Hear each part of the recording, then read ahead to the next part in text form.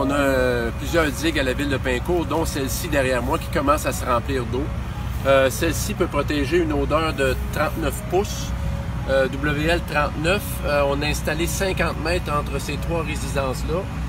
Le principe est simple, c'est que l'eau va pénétrer à l'intérieur des alvéoles. Suite à ça, vous allez voir, le dessus va se remplir d'eau à mesure que l'eau va arriver jusqu'à 39 pouces. Et son assise au sol, plus il y a de l'eau à l'intérieur, plus son assise au sol est étanche.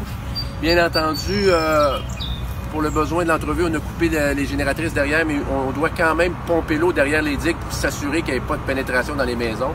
Donc, ce qu'on fait, c'est qu'on fait des trouées, on installe des caisses de lait derrière les digues pour capter l'eau, les légères fuites dans le sol et repomper ça dans la rivière des Outaouais. Ce qui est important, c'est de garder nos infrastructures, les égouts sanitaires, complètement vides. Si jamais l'eau pénètre à l'intérieur des égouts sanitaires, vous comprendrez que l'eau va rentrer par les toilettes des résidences et c'est ce qu'il faut éviter absolument.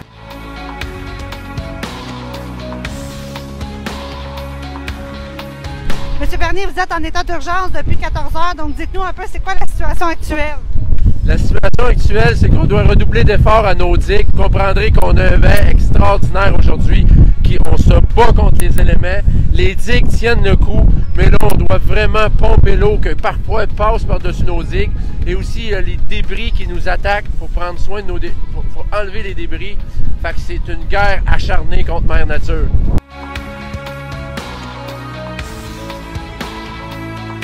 Là, on voit très bien le barrage derrière moi qui fonctionne très bien. Ce qu'on se rend compte aussi, c'est que comparativement à des poches de sable, on a beaucoup moins de fuites à colmater.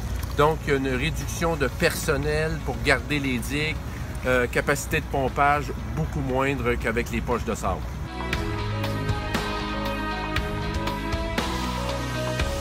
Monsieur Bernier, c'est une technologie que vous avez acquise en 2017 à la suite des premières inondations. Ça fonctionne bien, visiblement, jusqu'à présent? Oui, ça fonctionne bien. Cette technologie-là, à plus petit format, on l'utilise au service depuis une quinzaine d'années pour les bris d'aqueduc soudains. Et puis, quand on a vu que ça fonctionnait bien, bien, on a demandé à la compagnie, suite à 2017, d'évaluer avec nous nos besoins. Jusqu'ici, elle est environ à 75% à sa capacité, fonctionne très, très bien. Il faut dire que c'est une technologie qui a de nombreux avantages, donc c'est quand même facile à replier, ça se range assez facilement et ça évite aussi les accidents de travail.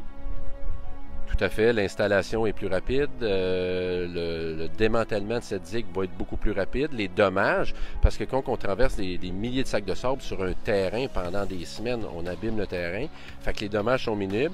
On va tout simplement laver cette belle toile-là dans notre stationnement après les inondations, la sécher et la rouler dans nos entrepôts, prête pour une prochaine utilisation.